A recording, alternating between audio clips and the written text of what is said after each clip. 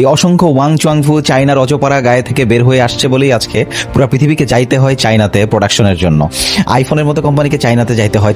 তো বেসিক্যালি 2003-এ একটা অখ্যাত গাড়ি নির্মাণকারী প্রতিষ্ঠানকে পারচেস করে হচ্ছে ওয়াং এর কোম্পানি BYD।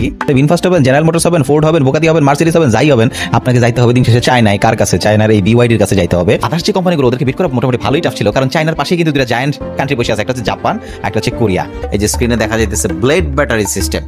এই মুহূর্তে আমি যদি আপনাকে কয়েকটা গাড়ি নির্মাতা প্রতিষ্ঠানের নাম বলতে বলি, আপনি হয়তো বলবেন টয়োটা, নিশান, হোন্ডাই, কিয়া, বুগাটি, মার্সিডিজ, হেনরি ফোর্ড, এই জাতীয় কোম্পানির নাম। তবে আপনাকে কিন্তু একটা কোম্পানির নামও মনে রাখতে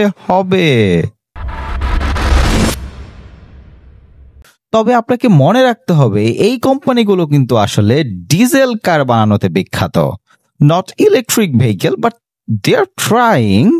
বাট ইলেকট্রিক ভেহিকেলের মার্কেটে রাজত্ব করছে কিন্তু ডিফারেন্ট কিছু। টেসলার নাম আমরা মোটামুটি সবাই শুনেছি, কিন্তু 2023 সালে কিন্তু টেসলাকে নাম্বার অফ ভলিউমে বিট করেছে চাইনিজ একটা কোম্পানি। কি তার নাম? BYD বা বিল্ড ইউর ড্রিম, তোমার স্বপ্নকে গড়ে তোলো। এক তরুণ চাইনিজ ইঞ্জিনিয়ারের এই স্বপ্ন না, সেটা গাড়ি নির্মাণের স্বপ্ন ছিল না, একটা নর্মাল মোবাইল ফোনের ব্যাটারি নির্মাতা প্রতিষ্ঠান হিসেবে আত্মপ্রকাশ করা বিল্ড ইউর ড্রিম কিভাবে তার যাত্রা শুরু করলো ইলেকট্রিক ভেহিকেলে, আজকে আমরা শুনবো সেই গল্প।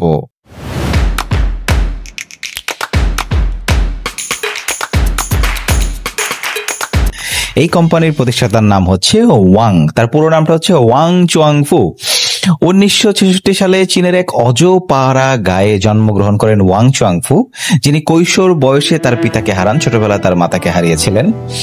এবং পিতার মৃত্যুর পর তিনি তার ভাই বোনের কাছ থেকে সাহায্য নিয়ে তিনি তার পড়াশোনাটাকে কন্টিনিউ রাখেন, কারণ তিনি বুঝতে পেরেছিলেন এই দারিদ্রতা তাকে যদি ছুঁয়ে যায় তাহলে তার যে স্বপ্ন, সেই স্বপ্ন তার বিলাসিতায় পরিণত হবে। তবে তিনি তার স্বপ্নকে বিলাসিতায় পরিণত করতে সক্ষম হয়েছেন বটে, এবং সেই বিলাসিতাটাকে তিনি বাস্তবে রূপান্তর করেছেন। 95 সালে মাত্র 20 জন কর্মী নিয়ে প্রতিষ্ঠা করেছিলেন কি গাড়ি নির্মাতা প্রতিষ্ঠান? না, আগেই তো বলছি, মোবাইলের ব্যাটারি নির্মাণকারী প্রতিষ্ঠান হিসেবে তার আত্মপ্রকাশ ঘটে। কারণ উনি, এখন আপনার মনে হইতে পারে ভাই একটা ব্যাটারি নির্মাণকারী প্রতিষ্ঠান বানাইতে আর তেমন কি, তার চায়না তো হচ্ছে এখন শিল্পের কি বলা যায় গুরু। না ভাই, 95 গুরু ছিল না, 25-এ এসে গুরু, ঠিক আছে, 95 গুরু ছিল না। এই ওয়াং চুয়াংফুদের স্বপ্নে গড়া চায়নাই আজকে 25-এ এসে আমরা দেখতেছি। সো চায়না আমাদের জন্য হয়ে গেছে হচ্ছে এক্সাম্পল। এই অসংখ্য ওয়াং চুয়াংফু চায়নার অজপাড়া গায়ে থেকে বের হয়ে আসছে বলেই আজকে পুরো পৃথিবীকে যাইতে হয় চায়নাতে প্রোডাকশনের জন্য। আইফোনের মতো কোম্পানিকে চায়নাতে যাইতে হয়, টেসলার মতো কোম্পানিকেও চায়নাতে যাইতে হয়। আপনি যত বড় গাড়ি নির্মাতা প্রতিষ্ঠানই হন না কেন, আর ইলেকট্রিক গাড়ি নির্মাতা প্রতিষ্ঠান হলে তো কথাই নাই। আপনি ভিনফাস্ট হবেন, জেনারেল মোটরস হবেন, ফোর্ড হবেন, বোকাতি হবেন, মার্সিডিজ হবেন, যাই হবেন, আপনাকে যাইতে হবে দিন শেষে চায়নায়। কার কাছে? চায়নার এই BYD-র কাছে যাইতে হবে, CATL এর কাছে যাইতে হবে for the battery purpose. So এই মোবাইল ফোনের ব্যাটারি কোম্পানিটা 1995 থেকে 2003 শুধুমাত্র ব্যাটারিই বানাচ্ছিল, কিন্তু 3-এ ঘটে একটা অন্যরকম ঘটনা। সো বেসিক্যালি 2003-এ একটা অখ্যাত গাড়ি নির্মাণকারী প্রতিষ্ঠানকে পারচেস করে হচ্ছে ওয়াং এর কোম্পানি BYD। সো BYD স্বপ্ন দেখে যে ওরা বৈদ্যুতিক গাড়ি বানাবে, আর এটা নিয়ে মোটামুটি হাসাহাসি করছে। এমনকি ইলন মাস্কের মতো লোকও কিন্তু হাসাহাসি করছে যে না, ওরা কিভাবে একটা মোবাইলের ব্যাটারি নির্মাতা প্রতিষ্ঠান এখন হচ্ছে হঠাৎ করে একটা গাড়ি নির্মাণকারী প্রতিষ্ঠানকে পারচেস করে দিচ্ছে, সো ওরা এখন গাড়ি বানানো শুরু করবে।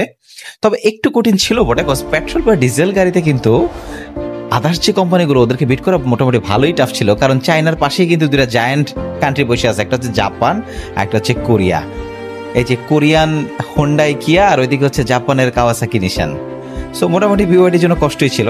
সো BYD স্ট্র্যাটেজিক পয়েন্টে গেমসটা খেললো হচ্ছে আমাকে বৈদ্যুতিক গাড়ি বানাইতে হবে। আর যখন এই ডিসিশনটা BYD নেয়, তখন এখানে ভালো পরিমাণ R&D-তে ওরা ইনভেস্ট করে, আর যার পরিপ্রেক্ষিতে 2008 সালে ওয়ারেন বাফেট 2008 সালে প্রায় $200 মিলিয়ন ইনভেস্টমেন্ট নিয়ে BYD-তে আসে। আর একটা কথা মাথায় রাখতে হবে ভাই, বাফেট যেখানে প্রবেশ করছে ওইখান থেকে উনি টাকা পয়দা করেই ছাড়বেন, আর উনি না বুঝে কোথাও ইনভেস্ট করেন না। আর এর পরপরই একটা ব্রেক থ্রু আসে, সেটা হচ্ছে ব্যাটারি টেকনোলজিতে। BYD বাজারে সর্বপ্রথম পরিচয় করায় দেওয়া হচ্ছে ব্লেড ব্যাটারি সিস্টেম। এই যে স্ক্রিনে দেখা যাইতেছে ব্লেড ব্যাটারি সিস্টেম। এই ব্লেড ব্যাটারি সিস্টেমের বেসিক্যালি অনেক বেশি পরিমাণ চার্জ নেওয়া যায় এবং এটা অনেক দ্রুত চার্জ হয়। সবচেয়ে বড় কথা হচ্ছে এটা নিরাপদ এবং কম জায়গায় অনেক অধিক সংখ্যক কিলোওয়াট আওয়ার চার্জিং, সেখানে শক্তি সেখানে ধরে রাখা যায়, ইউনিট। এবং এবং এবং এবং 2025-এ এসে কিন্তু BYD মাত্র 5 মিনিটে একটা গাড়ি বানাইছে যেখানে 5 মিনিট চার্জ দিলে সেটা 1000 কিলোমিটার পর্যন্ত যেতে পারে, অর্থাৎ মাইলেজ নিয়ে এখন আর নো টেনশন।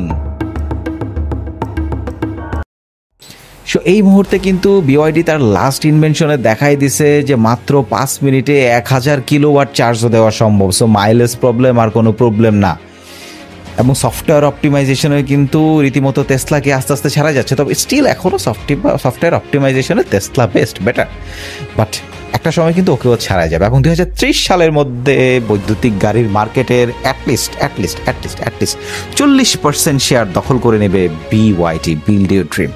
এই সেক্টরের অনেকেই বৈদ্যুতিক গাড়ি বানাচ্ছে, কিন্তু বিওয়াইডির পার্থক্যটা হচ্ছে বিওয়াইডি নিজের ব্যাটারি নিজে বানায়, যেখানে টেসলা, হান্ডাই, হেনরি ফোর্ডের company Ford, Mercedes, Bugatti, Nissan, ওরা যেখানে হচ্ছে ব্যাটারি জন্য নির্ভর করে বিওয়াইডির উপরে, ওখানে বিওয়াইডি নিজেই ব্যাটারি বানায়, যখন বেচে তখন স্বাভাবিকভাবে ওটা কিন্তু বেশি কস্ট ইফেক্টিভ, এবং ওই গাড়িটাতে কিন্তু লাভের পরিমাণটাও বেশি থাকে।